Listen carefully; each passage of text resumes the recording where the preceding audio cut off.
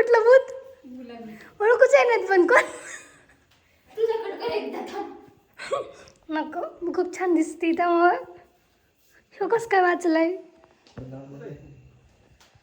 शिक्षणानं direct आलं हमला अचानक हो शिक्षणाने अचानक येऊन हमला केलाय अचानकच आले भाऊजी तिकडून वैष्णूची आली मला वाटलं भया आला भया मला गणेश कुठे शशिकांत भाऊजी तिकडे चालले तिकडे आल्यावरती आता पळावलं मस्त पळाली पण काय फायदा नाही झाला पळायलाच फायदा नाही झाला थांबा तो फोटो काढते आपल्यासारखं वाटत नव्हतं आता वाटायला लागलं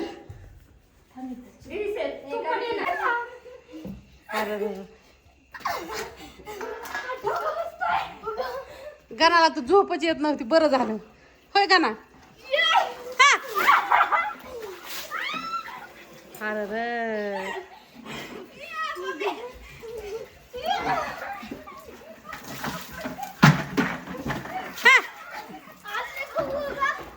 गण्या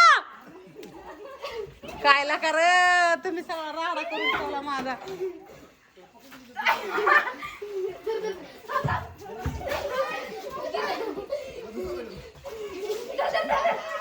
अगं ते देव अगं नको ते जागा तू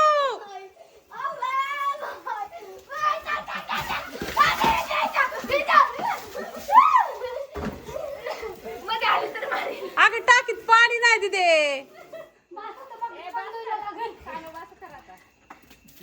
आता बाहेरच कपडे काढा आणि तिथंच बसा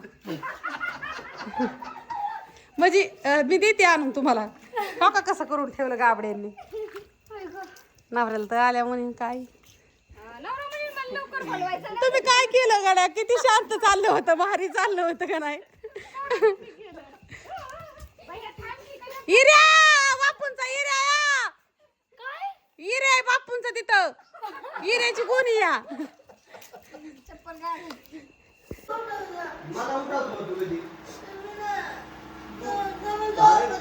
मला उठवायचं उलट चला बाबा आपलं वेळ मला चला आपण झाडून काढाय चला आपलं केअर कराय असं म्हणलं पाहिजे तो नको बाहेर बघ ते अरे बंद करायची पोरं किती वाजता उठल्यात बघ नाही उठते अरे पण ती आपली हवा मारायची करायची गाडी सगळं लाल झरत करून टाकली या आता आपण हळू मारली लाडाने मारली चल चल चल चल करायचं काम जाय ना बोलू तू बाहेर काम करतो आला का तू मला कधी उठावतो का पाठव उद्यापासून तुम्हाला उठवायचं म्हणायचं चला बाबा आपण व्यायामाला जाऊ ए ती आजारी तुझं काय दुखते नाक दुखत का अरे बाळा ते हे कर नाक दुखत आहे ना अरे वापड वाप घे दीदीला दी तू वाप घे आता काय उठवायचं आता 9 वाजले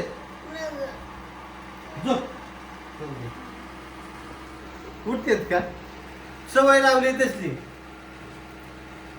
असे ह्याची छमाटी ठेवायची मग घ्या की छामाटी काय आता तुम्हाला छामाटी मिळा ना काय पण ती रडते मी असं उठते कस काय हाणायच्या अगोदर रडते मी झोपली परत रात्री मटण खाताना नव्हतं दुखत तसंच आहे ए खाऊ गल्ली चला एकाची शाळा 3 सकाळला का काम करायची ह्याची शाळा 3 वाजता असती 10वीचे पेपर चाललेत आणि हे मॅडमचं कवा असतं काय माहिती काय कॉलेज कुमारी तर कवा बी जाते त्या कवा बी येते त्या पोरं उठत नाहीत पोरं काम करत नाहीत सकाळचं उठतच नाहीत पोरं किती हाक मारा आणि काही करा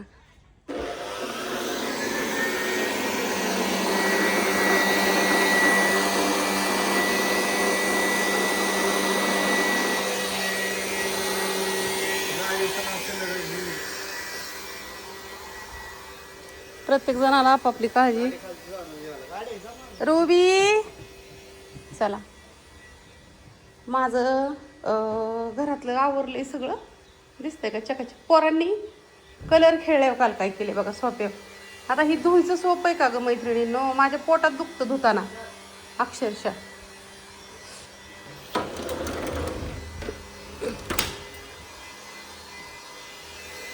जानू उठलं माझं बाळ?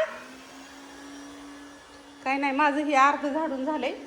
झाडून काढत होती पण पोरं कालवा करतात ती म्हणून मी एकदा झाडून काढते परत ना पोरं उठल्यावर परत ना आल्यावरती ताई पण लागते त्या करू मला. पण सकाळचं तर करावं लागतं ना ग. आवरून झालं सगळं, आता स्वयंपाकाला लागायचंय. हां ATM आज मेरा खत्म हुआ बर. पेमेंट अकाउंट का, तब आपने 3 कटोरे दिए. अब उसका 1,500-2 हज़ार रुपये फिर मेरे अकाउंट में आ जाएगा. फिर आपका ATM फिर घर पे रहेगा. फोन कर येताना. तिनं एक पार्सल दिलं ना मला, तर मला 15 दिवस पैसे त्याच्याकडून घ्यावे लागत नाहीत. त्याचं एका पार्सलचं पेमेंट येतं. त्या दिवशी फक्त लाडू नेले, 1600 रुपये आले, ते आतापर्यंत चालले. असं द्या बाळ आहे माझं. ही कर, येताना फोन करा. अयो पाला परीक्षा घेतोय, परीक्षा घेतो. हाळकुंड परत वाळा घातल्यात मैत्रिणींनो, दिसतात का तिथं.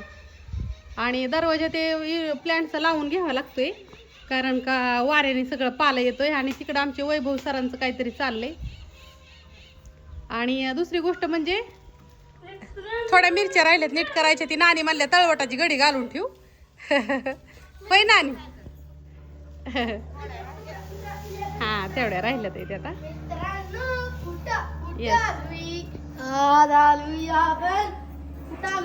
ती पार्सल राहते ना बाळा इथंच. ती बारामतीचे मसाले आहेत ना मैत्रिणींनो, ते चालवले ते. तर ज्याच्यावरती नंबर टाकला नाही ते मामाच्या दुकानावर ठेवू. रवी मामाच्या त्या 2 ताई साहेबांना फोन कर. जानू आणि ही बाळ लय गरीब आहे मैत्रिणींना. अगं कशी बसली बघा, लुडुली माझी. आमची नाहीये ही, आमच्या जावाच्या मुलाची, चुलत जावाच्या. त्यांनी ठेवली, ती जरा बाहेर गेले त्याच्यामुळे. गाणार आहे इथंच. असू द्या, आता सगळं घरातलं वगैरे काम उरकलं. कपडे धुयच्यात पण आता काही लगेच नाही धुणार मैत्रिणींना मी. काय माहिती.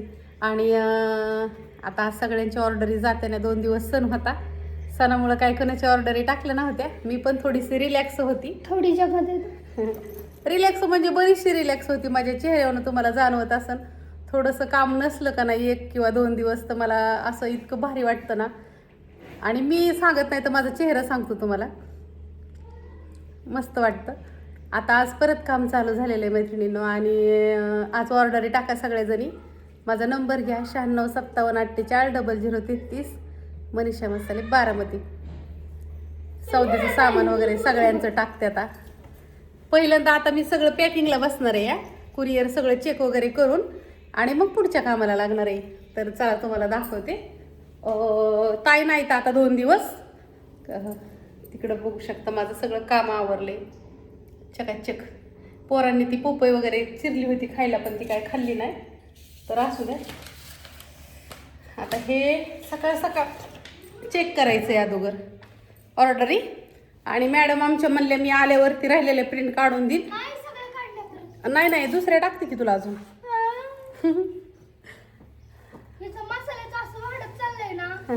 असं त्या सगळ्यांच्या आशीर्वादाने मला भरपूर ऑर्डर येते त्या.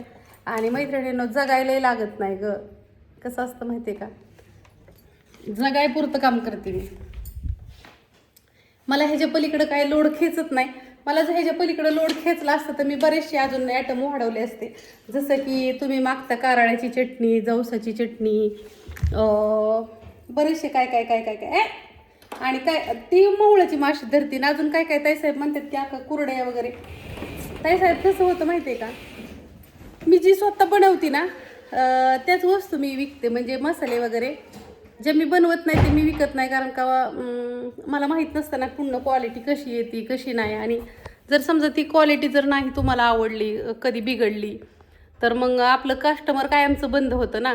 आणि मग मला तुम्हाला कायमस्वरूपी बंद नाही करायचं. कारण का एवढा मोठा मसाला युनिटला खर्च केलेला आहे. एवढ्या मोठ्या मशनी, परत बांधकाम, ही सगळं जवळजवळ 18-19 लाखाकडं सगळा खर्च गेलेला आहे. मालाला पण लागतं ना, आता नाही म्हणलं तरी मालाला 4-5 लाख रुपये लागतात सगळं मिळून म्हणलं तर. मशनी त्या पहिल्यांदा 10.5 लाखाच्या घेतल्या आणि परत ना आम्ही अजून 50-60 हजाराच्या मशनी आणल्या.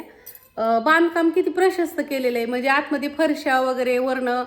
उन्हाळ्यामध्ये मसाल्याचं काम जास्त असतं तर बायकांना असं ही होऊ नये, काय म्हणतात त्याला, ऊन लागू नये किंवा गरम होऊ नये मसाल्यामध्ये. माझ्या हे चेहऱ्याचं किती वाटवं झालंय मसाल्याने, तरी आता मी बऱ्यापैकी नसते, ऑर्डर हीच घेते. पोरांची सारखी भांडणं, अहो मोठी असू बारकी असू लय भांडणं खेळते ती, लय म्हणजे लय. आणि हेच त्यांचं बालपण असतं. कारण का कसं असतं, मी काय असं दुनिया सोडून दुसऱ्या दुनियेत राहत नाही, मी ह्याच दुनियेत राहिला या. आणि सगळ्यांच्या घरी असंच असतं पोरांचं ह्यांचं, मोठ्याची असू नाही तर गरीबाची असू, सगळी अशीच भांडणं खेळते ती. त्यामुळं मी आणि जी रिॲलिटी तीच दाखवायचा प्रयत्न करते. वेगळं मला असं काय बनवून किंवा वेगळं आता व्हिडिओ काढायच्यात येतं म्हणून मग दुसरं काहीतरी असं टाकायचं किंवा असं वेगळं काहीतरी व्हिडिओसाठी करायचं, तेवढा वेळ बी नसतो. तुम्ही बघता कधी कधी तर एडिट पण नीटनीटकं केलेलं नसतं, तसंच टाकत राहते. आणि व्हिडिओ तर रोज टाकावंच लागते ना, मला पर्याय नाही, कारण का माझं दुकानच ह्याच्यावरती ना.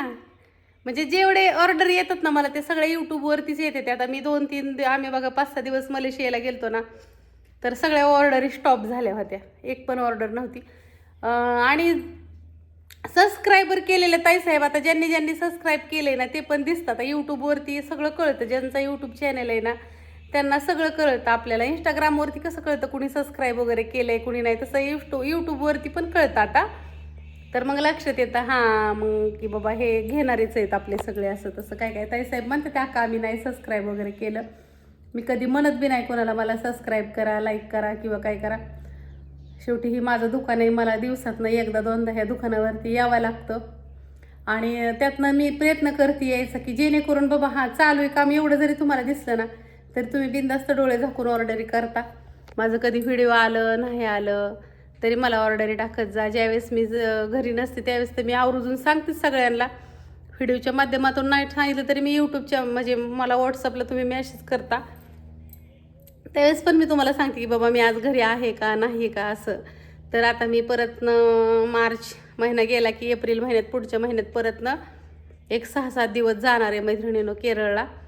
पाठीमागं आम्ही 10 दिवस गेलतो पण माझं फिरायचं राहून गेलं होतं, मसाले बिझनेससाठी गेलते. तर आता खास पोरांना घेऊन जाणार आहे, म्हणजे पोरांना म्हणजे दिदीला नेणार आहे मी, दिदी मी आम्ही दोघीजणी जाणार आहे. तिची इच्छा आहे केरळला जायची, तर ह्यांना लावणार होती पण पुरीबरोबर ह्यांना कसं लावायचं ना, म्हणून मग मी जाणार आहे.